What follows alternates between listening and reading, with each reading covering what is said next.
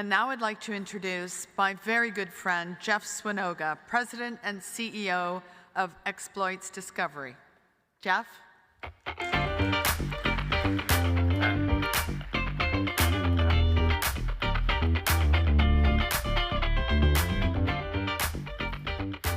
Great.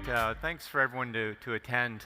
Really good audience, and thanks again, Joanne, for the kind remarks. Yeah, Joanne is a good friend, so super happy to have friends like Joanne, the founder of this whole conference. So we're going to talk about exploits discovery. We're in the great province of Newfoundland, Canada. There's a gold rush that happened here. Well, let me go through it briefly. This is a cautionary note for anyone who wants to read that. But yeah, province of Newfoundland, fantastic. Central Newfoundland, there was a gold rush about 4.5 years ago, started off by a company called Newfound Gold. They're in blue here. They have all these great claims in blue.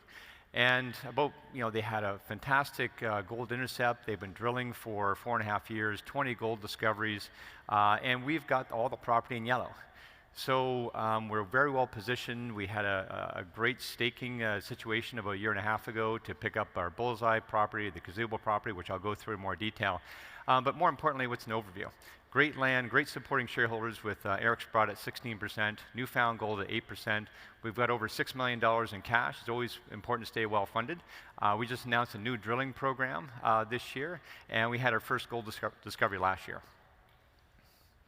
So how did Newfound become a billion-dollar company? Well, through great drill results. And so drill hole after drill hole, their market cap increased and became about $900 million right now. So we're sort of 4 years behind them, but we've learned a lot from their drilling. And we're a $13 million market cap with about $6 million in cash.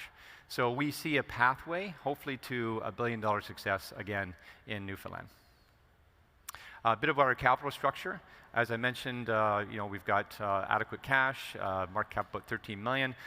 Good share structure, no warrants outstanding right now, 156 million shares, 8 million of options, and our shares are relatively liquid. You can see we've traded almost 24 million shares in the last couple months, so very liquid stock, very good supporting shareholders in the US and Canada. And we've been able to assemble a really good management team and board.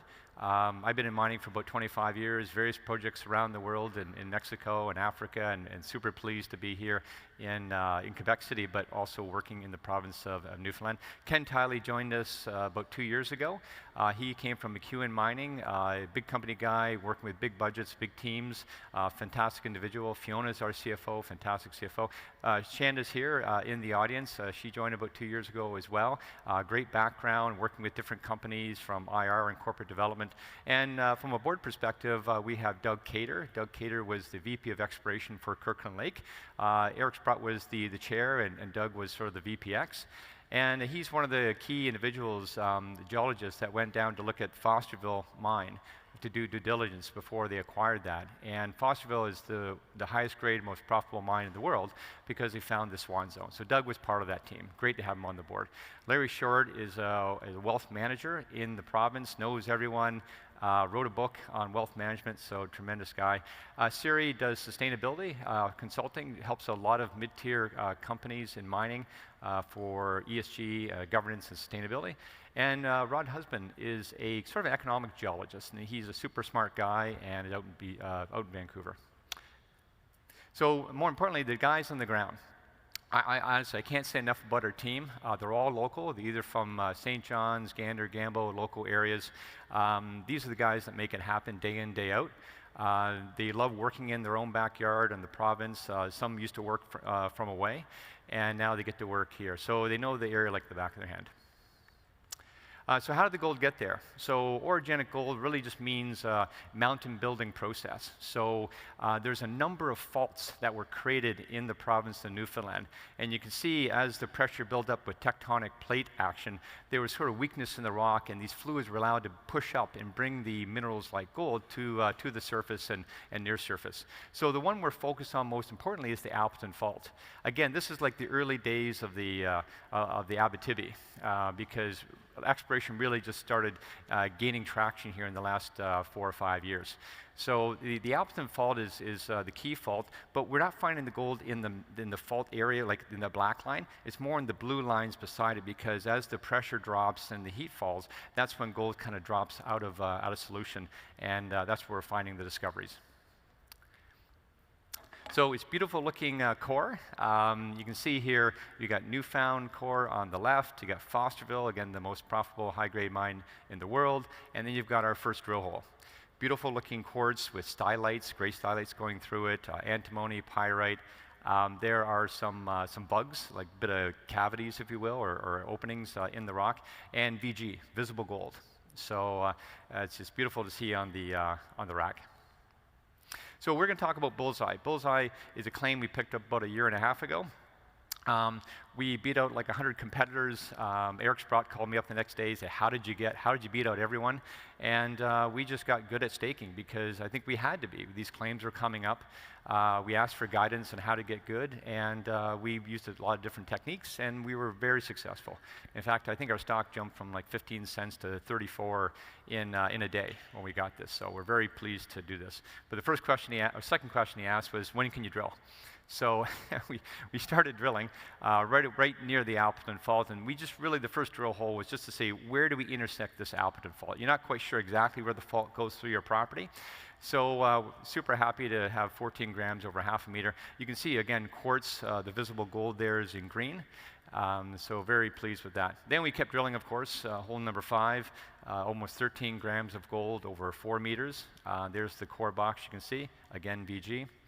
And hole 19 was our best hole, 38 grams over almost 3 meters, 55 flecks of gold in the quartz, some high-grade areas of 118 grams per ton, so very pleased. So I'm going to show you a video that kind of shows our first gold discovery, and hopefully it works. Yeah. So here's the Appleton Fault in black. Our Bullseye property is sort of like that upside-down H.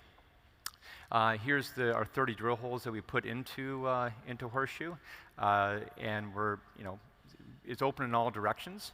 We're going to spin around now and kind of see it in 3D. The red is sort of the interpreted gold lenses mineralization that we see based on the gold intercepts that we had. So very pleased to have that. But we're not quite sure if there's lots of gold in the area, so we're not quite sure if that's the biggest and best one. Because literally after we announced our Horseshoe gold discovery, Newfound Gold came out with Everest, Jackpot, and K2.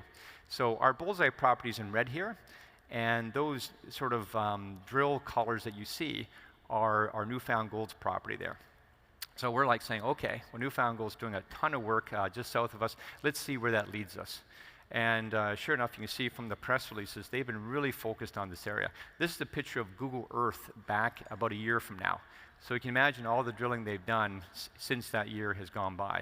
And what I can tell you is that Melissa Render, actually the VPX at Newfound, did a fantastic video on K2. K2 is getting bigger and better. It's sort of on the west side of the Appleton Fault. And then they came out with Honeypot, they came out with Vegas. So when I say this area is heating up, it's amazing to have 6, 7 gold discoveries in the last year. It was not here before, last year.